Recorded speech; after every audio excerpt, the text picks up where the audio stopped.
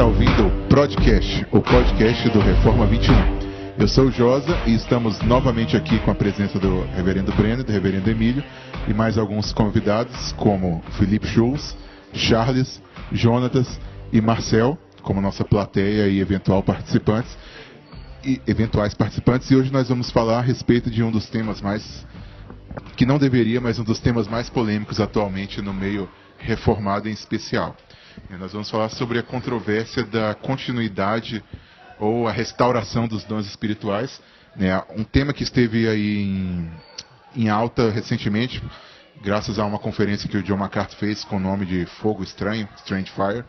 E aí eu queria falar um pouquinho a gente queria conversar um pouquinho com o Reverendo Breno e com o Reverendo Emílio a respeito disso. E eu acho que muita gente tem dúvida a respeito disso e é um tema que vale a pena. Então, Breno, Emílio, os dons cessaram? Quais dons cessaram? Onde eu posso saber mais sobre isso? Perfeito. Eu acho que a primeira coisa para a gente começar é definindo algumas coisas. A primeira delas, geralmente as pessoas se colocam em dois lados. Os cessacionistas e alguns usam a palavra continuistas, mas essa não é a palavra melhor. A melhor palavra para outra posição são os restauracionistas. Por que eu digo isso? Alguns de nós acreditam que os dons apostólicos, miraculosos principalmente, a gente vai falar mais sobre quais são, cessaram quando cessou a era apostólica. E os outros entendem que após um tempo, séculos, sem esses dons prevalecerem na igreja, o Espírito os trouxe de volta, e por isso a gente fala em restauracionismo, em o Espírito estar restaurando esses dons à igreja. A gente não acha que o termo continuista é certo, porque é claro historicamente que não houve continuidade ao longo de toda a era desses centenas, milhares de anos. Vale a pena também a gente explicar o que não é cessacionismo. As pessoas têm uma ideia errada de que cessacionismo significa que Deus não opera milagres. Mas não é isso que a gente está dizendo. Nós cremos plenamente, por exemplo, que Deus pode curar um enfermo terminal. Que Deus pode fazer algo especial e levantar uma pessoa que estava à beira da morte. Deus é livre para fazer isso. O que nós não cremos que continua é que um homem, um pastor, por exemplo, tenha um dom de cura, em que ele possa chegar no hospital e fazer como os apóstolos faziam e falar em nome de Jesus, eu digo, levanta-te e anda. Então o que mudou não foi o poder de Deus para curar, o poder de Deus para agir, isso continua. O que muda é, será que alguns de nós têm esses dons extraordinários, que eles podem chegar e agir em nome de Deus? Para a gente pensar nisso, se eles continuam ou não, a gente tem que olhar biblicamente e pensar a respeito de o que eram eles e para que eles serviam. Eu passo a bola para o Breno para ele explicar isso para a gente. De fato, o que a gente encontra nas Escrituras Sagradas, respondendo essas duas perguntas que o Emílio fez, é de que os apóstolos eles eram responsáveis não somente pelo ensino das Escrituras Sagradas, mas também para administrar o crivo bíblico, o crivo espiritual para a garantia daqueles ensinos. A gente vê isso com frequência, por exemplo, no livro de Atos nós percebemos que a sombra de Pedro passava e curava. Com raras exceções, como por exemplo Filipe, que era diácono, nós vemos que de maneira quase que exclusiva, os apóstolos eram esses que tinham esses dons especiais, dom de curar, esses dons miraculosos, e que, portanto, esses dons serviam como crivo, como selo da confiabilidade da sua mensagem. Como a gente explica a situação no caso de Filipe? Ora, nós percebemos que um diácono, no caso de Filipe, e no caso de Estevão também, foram homens que receberam ordenação dos próprios apóstolos. Era como se os próprios apóstolos pudessem impartar, pudessem conceder esse tipo de dom para outras pessoas. Mas o que a gente percebe pelo próprio testemunho da Escritura em outros textos, como por exemplo, em 2 Coríntios, capítulo 12, o apóstolo Paulo fala a respeito de credenciais do apostolado, coisas que eram características dos apóstolos e que serviam como crivo da sua autoridade apostólica e da credibilidade da sua mensagem. Nós lemos a partir do verso 11, quando ele diz assim, olha, tenho me tornado insensato, a isto me constrangestes, eu devia ter sido louvado por vós, porquanto em nada fui inferior a esses tais apóstolos. Perceba que Paulo aqui está fazendo um contraponto entre ele e os superapóstolos, a quem ele chama dessa maneira. Ainda que nada sou. Entra o versículo 12. Pois as credenciais do apostolado foram apresentadas no meio de vós com toda persistência por sinais, prodígios e poderes miraculosos. Ora, se esses três elementos, sinais, prodígios e poderes miraculosos, são credenciais apostólicas, isso necessariamente implica dizer que esses sinais ou esses poderes miraculosos não eram comuns a todas as pessoas, porque isso faria com que a credencial evaporasse, simplesmente desaparecesse. Então, necessariamente, a evidência bíblica termina nos apontando para essa conclusão, de que esses dons miraculosos, esses poderes especiais, eram poderes que eram ou dos apóstolos, ou de alguma maneira concedido por eles a pessoas específicas, oficiais da igreja, no caso de Filipe, e que, obviamente, com a morte do último apóstolo, esses dons cessaram. É importante nisso entender o papel histórico dos apóstolos. Lembra, o livro de Atos é um livro que faz a ponte entre o velho pacto e agora a igreja recém-estabelecida pelo Senhor Jesus, morto, ressurreto e assunto aos céus. Ele deixa os apóstolos para, em nome dele, estabelecer a fundação da igreja. Ele, pedra fundamental, e acima dele vêm os apóstolos e colocam, por meio da sua pregação, por meio dos seus escritos inspirados pelo Espírito Santo, estabelecem a base da igreja que vai surgir a partir dali para toda a história até a consumação. Então o que a gente entende é o seguinte: aquilo que era próprio para a fundação não é algo que continua uma vez que a fundação já está estabelecida. Os apóstolos não tinham o Novo Testamento como fonte de autoridade. Então, o que mostrava para uma igreja que estava ouvindo uma pregação de Paulo, para um povo que estava ouvindo uma mensagem de Pedro, o que confirmava para eles que aquela mensagem de fato vinha de Deus? Eram os sinais que acompanhavam o que eles faziam. Hoje nós já temos as mensagens estabelecidas do fundamento que eles deixaram. Portanto, nós não precisamos mais desses sinais acompanhando a mensagem. Quando eu ou outro pastor levantamos e pregamos num púlpito, nós já temos uma palavra fiel, colocada para a nossa instrução, útil e completamente suficiente para a nossa edificação. Essa é outra coisa que a gente sempre tem que tocar. Normalmente, quando se fala em dons apostólicos sendo restaurados no nosso tempo, infelizmente as pessoas estão falando sobre novas revelações. As pessoas estão querendo dizer que seja por profecia, seja por língua, seja o que for, novas revelações do Espírito estão sendo dadas. Isso fere um princípio que é fundamental, que é o da suficiência das Escrituras Sagradas. O que eu quero dizer com suficiência? Que Deus nos deixou a instrução necessária e suficiente para todas as coisas que pertencem à vida e à piedade. Que tudo que nós devemos crer ou fazer, nós podemos retirar das Escrituras nossa regra de fé e prática, ou deduzir dela por boa e necessária consequência.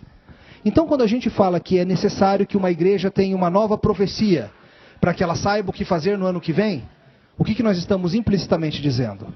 Que o Espírito Santo não deu na Bíblia aquilo que a gente precisava. Que ele precisou acrescentar algo àquilo que ele mesmo já havia dado como suficiente, e que se não fosse isso, a gente não ia saber como agir.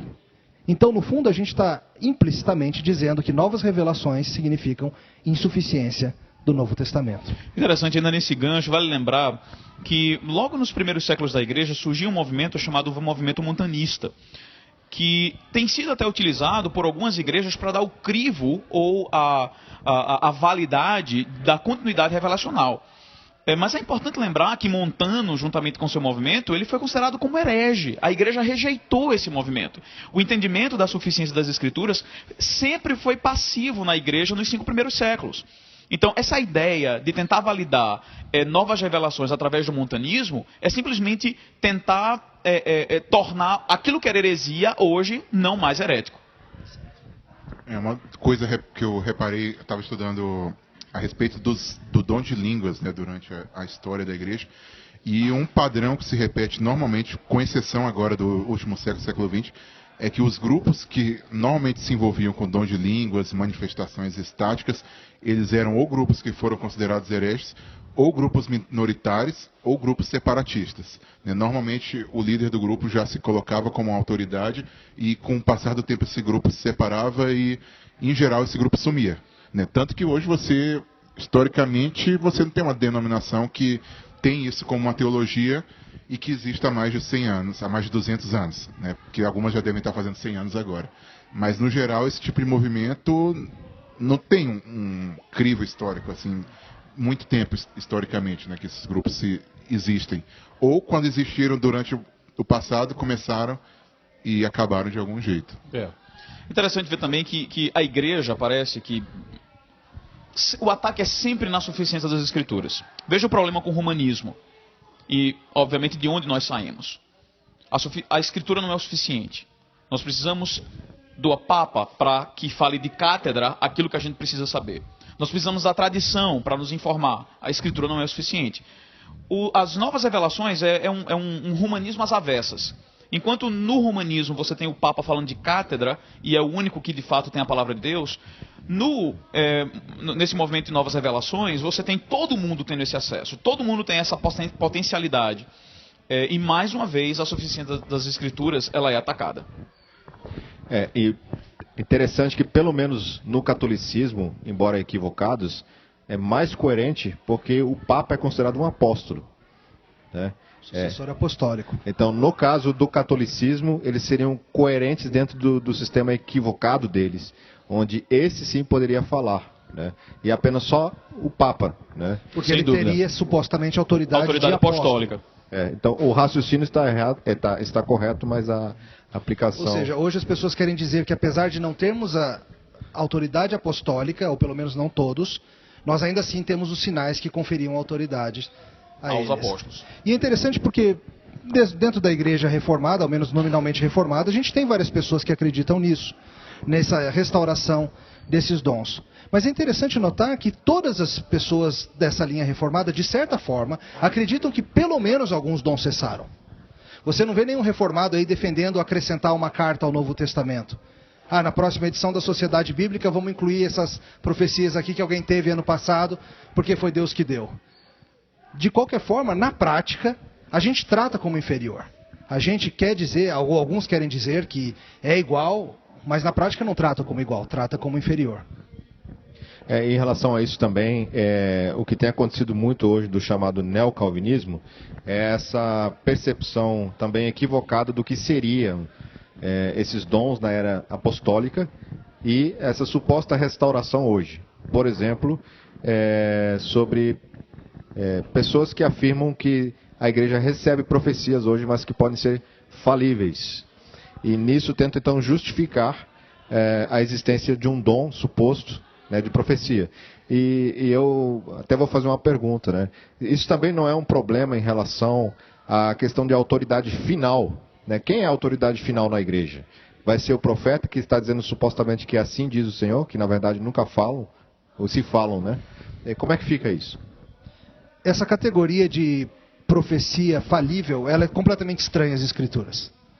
Lembra, a Bíblia fala claramente, se um homem fala em nome de Deus, e ele de fato fala em nome de Deus, não é falível, é infalível porque é a palavra do Senhor. E se ele fala aquilo que não é de fato profecia, leve para fora do arraial e apedreje. Porque é um falso profeta. A Bíblia simplesmente não assume essa categoria de profecia falível. E tem mais, para que serve uma profecia falível? Se um profeta se levanta e fala para a igreja, tal coisa vai acontecer, mas talvez não. Para que serve isso? Como que isso me guia, como que isso me ajuda, como que isso direciona a nossa vida? Uma profecia falível não tem razão de ser. Certamente. Só uma nota em relação a esse negócio de profecia falível, é a mesma coisa que você pensar analogamente em uma cura parcial. Eu tenho dor de curar, mas eu só protelo, entendeu? A pessoa está com câncer, mas eu só estou adiando um pouquinho o dia da morte dela. Entendeu? Seria uma coisa parecida. Eu acho que um grande problema da igreja hoje, coisa que até já vi rolando muito em Facebook, principalmente pessoas mesmo que eu conheço e tudo mais, que muitas vezes as pessoas, elas identificam a ação do Espírito Santo necessariamente e tão somente com dons. Entendeu? Eu já vi um rapaz me dizer que se você elimina os dons, você elimina a ação do Espírito Santo. Né? Só que o que a gente vê na Escritura é um pouco diferente. Vale a pena lembrar que esse foi o problema de Corinto. Né? Esse é um dos grandes motivos pelo qual Paulo escreve a carta aos Coríntios. Ele gasta 4 ou 5 capítulos lidando com essa questão. Que eles estavam preferindo dons inferiores ao dom supremo, que é o do amor. Então, nesse aspecto, todos nós somos continuistas. Todos nós continuamos acreditando que o Espírito, ele continua nos dando amor. Ele continua nos dando o dom da fé. Ele regenera, ele santifica, ele continua convertendo. Então, nós somos, nesse aspecto, nós somos continuistas. Agora, no que diz respeito à revelação e ao crivo apostólico, para a mensagem apostólica, claramente, a gente percebe essa sensação. Vale notar uma coisa interessante que às vezes passa despercebida. São as cartas pastorais de Paulo e o que elas têm a ver com isso. O que Paulo fala nas cartas pastorais sobre dom de língua ou dom de profecia para Timóteo? Nada. Por quê? Aí que a gente tem que entender o lugar do desenvolvimento do Novo Testamento. Paulo, quando vai escrever essas cartas pastorais, já está caminhando para o final da sua vida. O que ele está fazendo? Ele está preparando Timóteo e Tito para serem pastores na igreja em que estão e para levar adiante a igreja nessa nova era que eles estão entrando. Qual é a era? A era pós-apostólica. Os apóstolos estão começando a morrer, logo vai chegar a época em que não teremos mais apóstolos, e agora caberá a você, Timóteo, tocar a igreja. Mas mais do que isso, cabe a você, Timóteo, liderar o processo de escolha de novos líderes. E aí que Paulo dá tanto para Timóteo quanto para Tito aquelas listas de características, de caráter, de vida, de capacidade dos homens a serem presbíteros e diáconos. E é muito interessante que a gente vê que Paulo coloca o quê como características? Homens maduros, trabalhados pelo Espírito, com características de santidade, com capacidade de ensinar, mas a gente não vê Paulo colocando os dons espetaculares como um requerimento para alguém ser líder. Por quê? Porque os dons eram requerimento para alguém ser apóstolo. Mas para alguém ser líder, pastor na igreja daqui para frente, não é necessário falar em língua. Se fosse, Paulo tinha dito para Timóteo, tem que falar em língua. Só que certas igrejas tratam assim. Tratam que para alguém poder ser pastor, ele tem que ter falado em línguas, porque senão ele não teve a segunda bênção, ele não recebeu o batismo do Espírito, logo ele não pode ser pastor. Mas a gente vê que a preparação para a vida pós-apostólica é uma vida em que os líderes não são escolhidos com base em dom de cura, dom de profecia, dom de língua ou nada disso. E não só liderança, mas ele está, nessas cartas, ele está tratando também da vida da igreja. Ele dá vários conselhos a respeito de como um pastor lida com a vida da igreja. E nesse momento ele também não fala sobre como o pastor deve lidar com aquele membro que começou a falar em línguas. Então, assim, há uma ausência total desse contexto de coisas miraculosas acontecendo, seja na vida do pastor ou da vida da igreja. O que ele coloca para Timóteo como aquilo que ele tem que usar para lidar com a dificuldade da igreja? Toda as sagradas letras, toda a escritura é inspirada e útil para correção, ensino e tudo mais. Timóteo, está chegando a hora em que o que você vai usar para cuidar da igreja é a Santa Escritura, as letras sagradas que você aprendeu, que você tem, insta, prega a palavra e tudo aquilo. É isso que Timóteo vai usar, e não esses outros dons que ficaram com os apóstolos. É interessante que o reverendo Emílio falou logo no início, citando 1 Pedro, se não me engano, ou 2, que a Escritura ela tem todas as instruções para piedade e vida cristã. E eu acredito que um problema hoje que exista é sobre como saber a vontade de Deus. E a ideia de profecias e de dons geralmente está vinculada a como é que eu vou saber então o que Deus me direciona. Como é que eu posso saber qual é a vontade de Deus para a minha vida? Que curso eu devo escolher? Com quem eu devo casar? Que profissão eu devo procurar?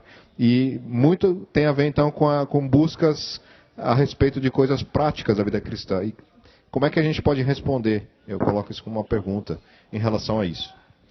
Fica a sugestão da leitura do Kevin DeYoung, o livro Faça Alguma Coisa, que é um livro inteiro tratando justamente dessa questão. E, rapidamente falando, Deus não tem uma revelação para você acerca do nome da pessoa com quem você vai casar ou qual curso você vai fazer no vestibular. Deus tem parâmetros bíblicos que Ele espera que você, em maturidade, cresça e aprenda deles. Deus te deu talentos e gostos naturais que você pode avaliá-los e pensar acerca deles. Deus te deu irmãos sábios que podem te ajudar a ver quem você é e te ajudar a direcionar. E Deus te dá a liberdade de escolher com quem você quer se casar, desde que essa pessoa esteja dentro dos parâmetros bíblicos de uma esposa ou um marido que de fato são do Senhor e todas aquelas coisas que a Bíblia fala. Então, no fundo, o pressuposto de que Deus tem uma vontade secreta, que Ele está louco para que você saiba, mas que Ele fica escondendo de você, e você de alguma forma tem que descobrir. Esse é o pressuposto errado. Não é assim. Deus quer que você, na sua maturidade, crescendo, usando os elementos que Ele já deu nas Escrituras, busque decidir. E eu já vi em alguns documentos de algumas igrejas que colocam assim, que a Escritura é a nossa suprema regra de fé e prática. E por mais bonito que pareça, eu acredito que é algo também não tão apropriado. Talvez o mais correto, pelo que a gente tem falado aqui, seria que a Bíblia é a nossa única regra. Única, sim. Porque se fala suprema, é que se supõe que há outras até se chegar a essa, né? Isso, inclusive, por exemplo, a nossa própria confissão fala nesse sentido. Que todas as controvérsias religiosas devem ser resolvidas apenas pelas Escrituras. Fala que apenas o Senhor manda na consciência. E que aquilo que não é das Escrituras, você não pode impor sobre a consciência das pessoas. A própria confissão diz que os concílios podem errar e têm errado. Sim. Ou seja, sim, esse é um entendimento que é muito importante. E aí você permite que as pessoas tenham liberdade. Porque se na minha igreja eu ensinar que as pessoas têm que obedecer à Bíblia e às profecias que eu recebo, as pessoas são escravas ou submissas a mim e não à palavra. Só que se eu falar que apenas aquilo que eu ensino que esteja de acordo com a palavra deve ser obedecido e feito, então você não está escravizando as pessoas, você não está sendo um dominador do rebanho. Mas infelizmente o que a gente vê é isso. Pastores que supostamente falam coisas como sou o ungido do Senhor, não questione a minha palavra. Você não pode ir contra a minha vontade, eu estou dizendo para você namorar aquela menina. Eu sou ungido do Senhor, quem você para me questionar? Isso é um dominador do rebanho. Há alertas bíblicos contra esse tipo de coisa. E justamente a porta fechada das novas revelações são o que permitem a gente ter certeza de que esse tipo de coisa não é correto. E isso é mais problemático ainda numa igreja confessional, né? Porque se eu entro numa igreja confessional e os presbíteros fizeram votos que vão seguir uma certa confissão, eu espero que eles me disciplinem e cuidem do rebanho baseada na Escritura, né? Se a confissão está dizendo que a Escritura é a única regra de fé e prática, e não baseado em coisas além dela, né? E se eu, como pastor, eu sou um pastor que assina uma confissão que diz que a Escritura é a única regra de fé e prática, mas na prática eu também coloco ali as minhas profissões de fé, fora o fato de eu estar quebrando os meus votos, eu estou ali já colocando sobre os irmãos cargas que eles poderiam ter que eles nunca aceitaram. Não, eu entrei numa igreja porque ela tem essa confissão. O presbítero diz que é essa confissão, mas aí de repente ele começa a falar assim, não, mas nessa área aqui a minha orientação é a seguinte. Não, mas isso não está. Então eu quebro o voto e ainda posso levar o outro a quebrar o voto, a ferir a sua consciência e todo tipo de coisa que eu poderia ter com esse poder em minhas mãos. Eu acho uma outra coisa legal da gente notar também é que muitas vezes as pessoas que defendem esse restauracionismo dos dons é achar que em toda a Escritura esse paradigma de pessoas terem dons é algo recorrente. Só que se na verdade a gente for prestar atenção, apesar de, claro, ter uma coisa miraculosa ocasionalmente, em algumas passagens, vai ter 3 grandes ocorrências de períodos miraculosos. Um que vai ser com Moisés, outro que vai ser com os profetas, e depois do último profeta, que é Malaquias, vem João Batista iniciando, né, esse período transitório para o Novo Testamento, vem Jesus e os apóstolos. Né? Então, teve grandes intervalos, e é uma coisa recorrente já dentro da própria Escritura. Não era para ser tão surpreendente se terminasse de novo, ainda mais agora com a completude da revelação em Cristo e tudo mais. Marcel lembrou de algo que é muito importante, que é o seguinte. A gente vê que Deus, em períodos em que ele traz uma amplificação do pacto, ele traz ao mesmo tempo mais revelação e sinais que acompanham essa revelação. Então você citou bem, no período do pacto mosaico, é um período de grandes sinais e maravilhas. E é um período em que Deus traz muita revelação. A gente vai para o período do pacto davídico, e é onde ocorre toda a questão dos profetas, aí você vai ver Elias, Eliseu e tudo aquilo. É uma época de grande revelação e de sinais que acompanham. E aí você tem um período de grande silêncio, até a nova explosão do novo pacto, onde temos mais revelação, mais sinais e o novo pacto. E quando termina esse período, a gente imagina que assim como terminou o período de revelação, termina o período de sinais que acompanham. E mesmo em Atos, que normalmente é usado como um modelo para a igreja e etc., é esporádico. Sim, tanto que o pessoal se surpreende quando acontece. Se fosse tão comum como se insiste, quando acontece uma cura lá em Jerusalém, ou não sei aonde, todo mundo fica chocado e é aquela loucura e o que está acontecendo. Por quê? Porque não era algo que acontecia em cada esquina, como alguns acham que acontecia. Olhando a Bíblia, muitas pessoas enxergam ela de uma maneira condensada, como se tudo que tivesse ali acontecesse o tempo inteiro. Mas o período histórico, desde o Gênesis até o Apocalipse, são milhares de anos. E se for dividir esses milhares de anos pelas ocorrências de milagres, sinais e prodígios, eles vão ficar bem diluídos e não é a todo instante que está ocorrendo isso. Né? Perfeito. Uma coisa que eu acho que talvez seria uma das coisas mais delicadas quando a gente vai tratar desse assunto e que com certeza é o que eu acho que vai predominar nos comentários que as pessoas vão fazer sobre quando elas escutarem a nossa conversa, é a questão das experiências pessoais. Como a gente está falando aqui, a gente falou várias coisas que a gente vê na Bíblia, a gente falou sobre uma questão histórica, mas aí alguém vai comentar assim, mas eu tive uma visão. Mas eu já vi uma pessoa profetizar e falar sobre algo da minha vida que não tinha a menor condição dela saber. E são pessoas sinceras, né? Sim, pessoas sinceras, não é pessoa. Tem gente que vai esculhambar, tem gente que vai fazer piada, mas tem pessoas que sinceramente tiveram ou conhecem alguém que tiveram alguma experiência desse tipo, que tiveram uma visão, experiências marcantes. O cara está há 20 anos no ministério porque ele teve porque há 20 anos atrás alguém teve uma visão para ele, ou ele teve uma visão de que ele teria que entrar no ministério, e hoje ele é um pastor, mas ele abençoou tantas vidas, e ele tem que parar, então... Como que a gente trata desse assunto? A gente tem que ter um princípio muito importante, que é o seguinte: toda experiência subjetiva, toda experiência... que a pessoa tenha, ela deve ser sempre julgada pelo mesmo crivo. Aquilo que é incerto, aquilo que é exceção, tem que ser julgado por aquilo que é certo e é regra. Então é julgado pela palavra de Deus. E a gente pode, sinceramente, ter falsas experiências. Um exemplo que a gente pode usar e que acho que todo ouvinte já teve. Todos nós já devemos ter tido dias ou noites de tristeza em que a gente teve a seguinte experiência: parece que Deus esqueceu de mim. E isso pode ser uma experiência muito forte, marcante e abalar o coração, a sensação de que Deus não se importa, de que Deus não cuida de você. Agora, se eu passar essa minha experiência pelo crivo das Escrituras, o que eu vou aprender? Que foi uma experiência errada. Embora eu achasse que Deus tinha se esquecido de mim, a Bíblia me afirma claramente que Deus nunca se esquece de mim. E que, como filho amado, Ele cuida de mim em todo o tempo, mesmo que pareça que eu estou no escuro, Ele está comigo. Então essa é a primeira coisa que a gente tem que considerar. Experiências não são auto-justificadas ou auto-testificadas. Elas não valem só porque elas aconteceram. Elas têm que ser avaliadas à luz de algo superior, um crivo superior.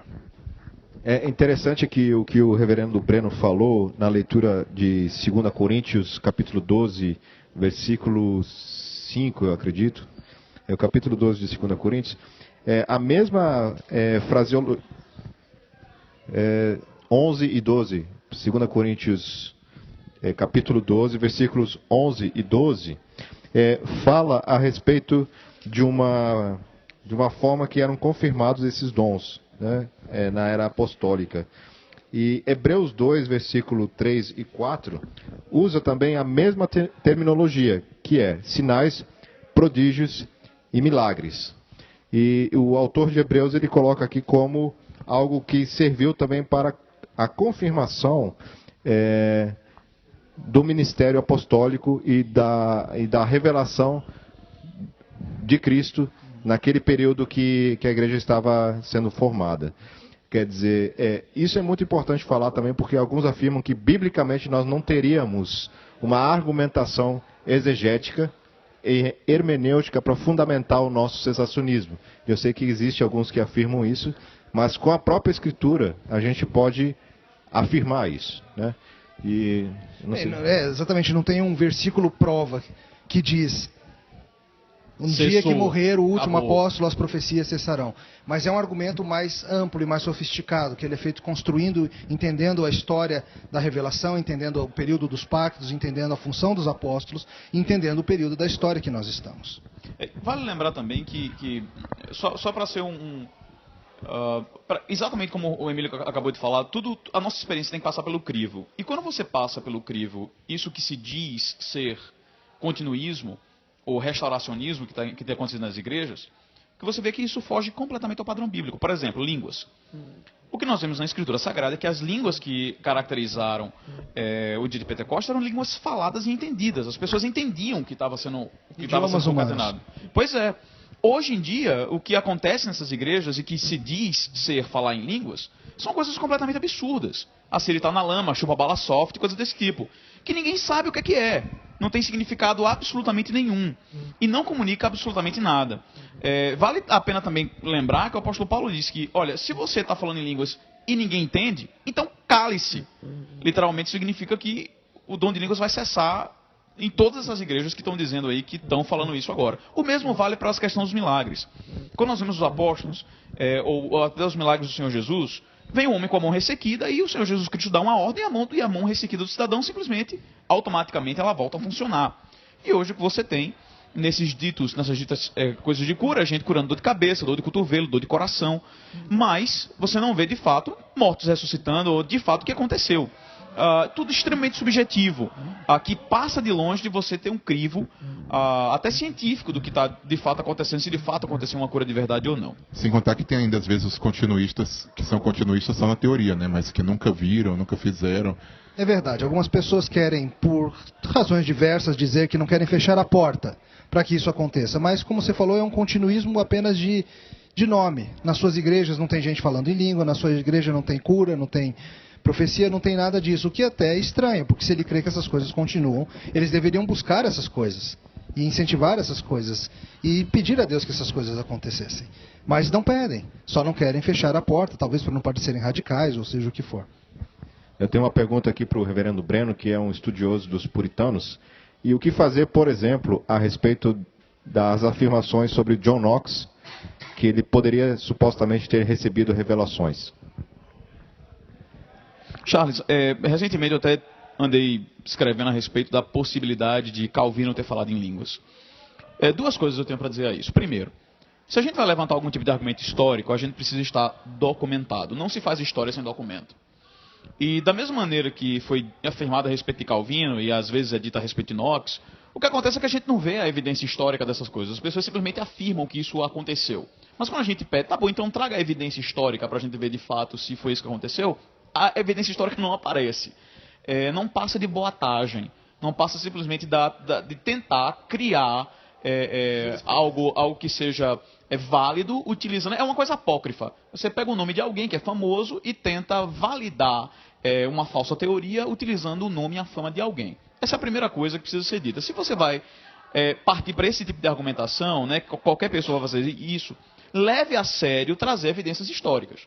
Porque senão você vai cair no descrédito. A segunda coisa é, mesmo que Knox, Owen, Calvino, qualquer um desses homens tivesse tido algum tipo de experiência, eles não são os nossos árbitros. Nosso árbitro único e exclusivo é a Sagrada Escritura.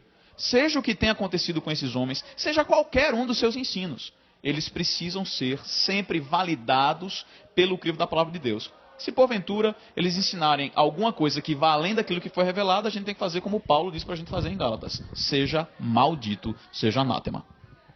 E só para finalizar, a respeito de 1 Coríntios 13, eu posso usar para comprovar alguma coisa? Cessou, não cessou? Falando rapidamente, certamente tem gente que vai nessa direção, que diz que quando Paulo fala, quando vier aquilo que é perfeito, seria uma referência ao fechamento do cânon, ou seja, seria a Bíblia completa, então seria esse período. Eu não creio que seja necessário usar isso, eu creio que o que é perfeito é o escatom, é o retorno de Cristo, a consumação de todas as coisas, conheceremos plenamente, veremos face a face, é uma referência a segundo retorno. Agora, o que 1 Coríntios fala é que esses dons cessarão. Ele fala isso.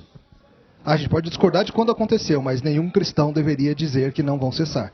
O texto fala que vai. Outra coisa que 1 Coríntios fala é de que o amor é o dom supremo. E o que a gente vê claramente o apóstolo fazendo, não é dizendo que eles procurem desenvolver dons de línguas ou dons sobrenaturais dessa maneira. Mas ele manda, o apóstolo Paulo, de maneira imperativa, diz: procurem os melhores dons. E o que a gente vê é a superênfase, mais uma vez, o mesmo erro de Corinto. A superênfase nesses dons, para aqueles que acreditam que eles continuam, mas os dons que deveriam ser, de fato, valorizados na igreja, cultivados, buscados, perseguidos junto com o Espírito Santo de Deus, são negligenciados. Mais uma vez, caindo no mesmo erro que a igreja caiu no passado. Então acho que é isso, pessoal. Tem muita coisa que a gente poderia discutir, mas novamente o nosso tempo é limitado. E eu queria agradecer aqui a presença do Emílio e do reverendo Breno e da nossa plateia.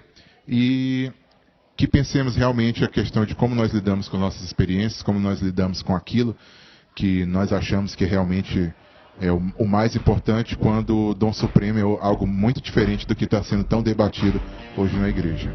Um abraço, até a próxima e fiquem com Deus.